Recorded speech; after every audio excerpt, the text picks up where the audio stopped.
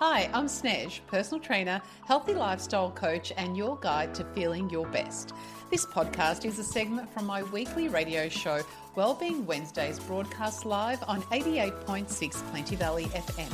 It's all about sharing real, practical tips to help you move more, eat better, and live healthier without the overwhelm.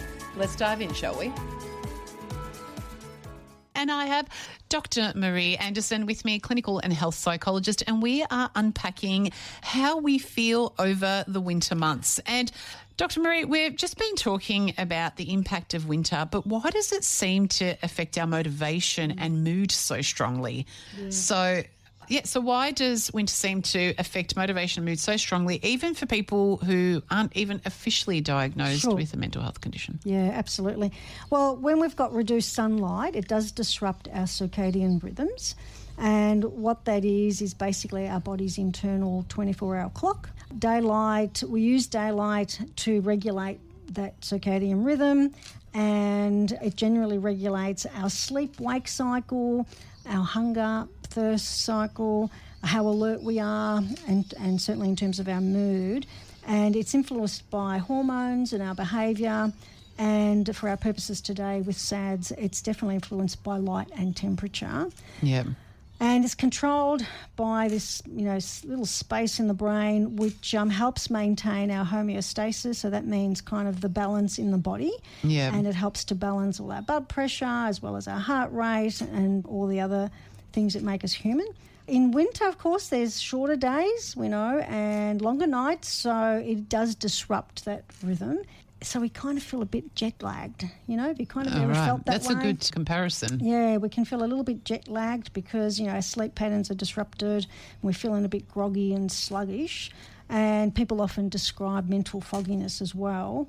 The less light causes us to change our lifestyle. We were talking about lifestyle before, so we become less physical, we spend more time indoors, we're spending a whole lot of time in front of the TV and the computer probably, and we're socialising a lot less. Yeah, which is a big impact. Absolutely. So all those factors are going to affect our mood because of the change in light. And it also then you feel less encouraged to do things, don't you? It's about that energy. It's all about energy, isn't it, at the end of the day? So there's just a lot more, like everything that you were describing then, it just translates to a lot less energy, which for me connects to motivation. Would you connect those two together? Oh, absolutely. Like during the summer, I can work, it'll be 6 o'clock when I finish, and I think, I could easily go to, ring up a girlfriend and go to dinner during the week. But during winter, come 4:30, I'm thinking, really, I added another extra client. I feel like it's time to go to bed. So even though the hours in terms of, the clock itself is the same, but the energy levels are different because of the light. So you mentioned before, which I wanted to unpack that little bit more, and it is how does the reduced light exposure affect our brain and our mental health? And you mentioned something about serotonin and melatonin. Yep. So if you can explain all of that to us, but also just give us some strategies of how we can help ourselves out as well. Sure. With, as I mentioned before, less light, there's definitely less serotonin, but I just made up a new one. Can that just fix everything, that one?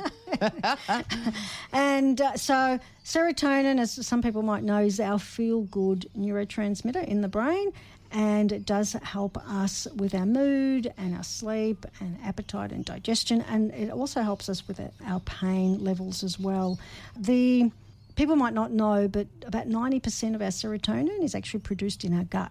Oh, right. So that's probably a good reason to do gut health, and, that might be... So, gut health affects serotonin levels. I've never heard that link before. Yeah, so that could be another topic for another absolutely. time, gut health and mental health.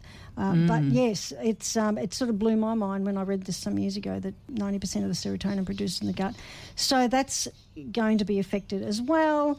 And so if we get sunlight, so if we go outdoors and get some light, it's going to boost our serotonin. So that's why morning light's good, because we want that morning light to get us through the day. And it does leave us feeling a bit more focused and a little bit more happy. So we recognise it as the happiness chemical. Also, with less light, there's less dopamine, and that dopamine we need for motivation. So it kind of makes sense. If there's less dopamine, we're going to be less motivated, which we generally are in winter. We're less alert and less focused. And then so there's less drive, really. So really, like when I think of it in that winter time, if we sort of think about our history over time, where winter there was not much growing, so there was less to eat. So I guess we had to have less motivation because we had to move less. So it's so beautifully designed.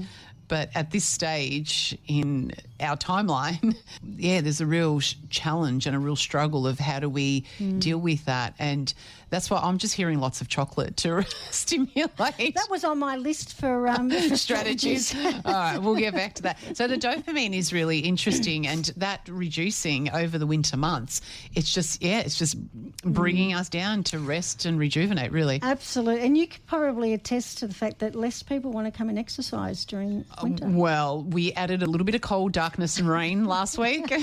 And the numbers did drop off a little bit. Right. But I think, let's unpack melatonin, then I'll come back to that, because I wonder whether we get used to it. I wonder if the sting of winter and all of these changes, do we adapt leading towards the sort of winter solstice and beyond? But let's continue with dopamine and melatonin, because I think it's really important, and we'll come back to that question. Well, melatonin is kind of the opposite of serotonin. So as the light reduces in the day, then the serotonin turns into melatonin. And so you can imagine then if we're in winter and there's less light, or it gets darker quicker, then our melatonin's going to be triggered much earlier in the day.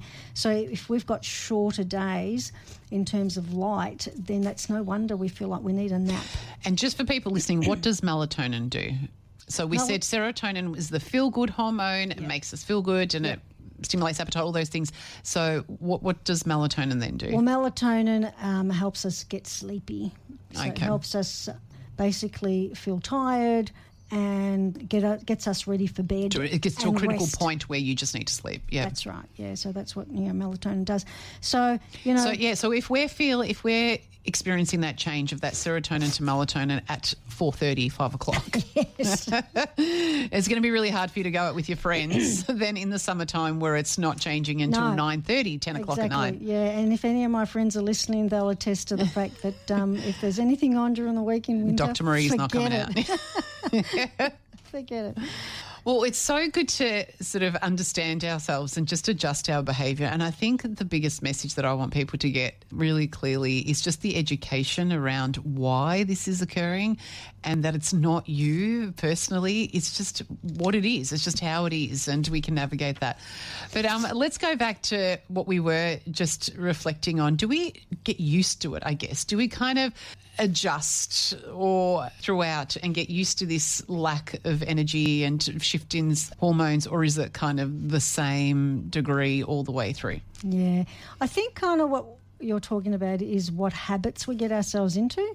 So if, I guess if in summer we're out and about and we're more excited and we've got more dopamine and we've got more serotonin and we're excited about everything else, right? So we're more likely to, and of course we're kind of wearing lighter clothing, and so we want to feel good, and then therefore we're going to get out and exercise and walk and engage with people, and then we kind of keep that going for a time because we're in the habit, and so we might do it through the autumn.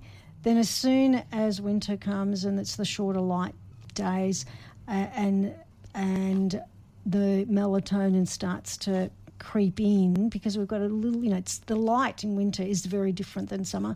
Yeah. So then we start getting out of the habit because of the impact that the less light has on our mood and our sleep and our appetite and so forth. And so we start to, we think we're lazy. We're not actually being lazy. We're literally just changing the way, I guess to some degree, Mother Nature intended us to, because there's less food around in the winter time, but maybe Mother Nature didn't account for the fact that we were going to get to this evolutionary stage Yeah. where we can just go to the supermarket and it doesn't matter. Yeah, and we want to go 24/7 all year round. Correct. So we get out of the habit, just to answer that Okay, question. that's a really good way of thinking of it. Yeah, so by the time summer comes again or spring comes, we need to kind of start, it's kind of like building Pushing ourselves up again. Yeah. It was not too different to coming out of lockdown, really. Oh, absolutely. Same sort of thing, wasn't it? Where we just got out of the habit of socialising. Like I remember, and my kids were older when we came out of lockdown, but just the thought of getting ready and packing back, like I just, it's that whole thing. So, and I think that's a good way to look at it. We just fall out of some habits, fall into new ones over the winter time, and then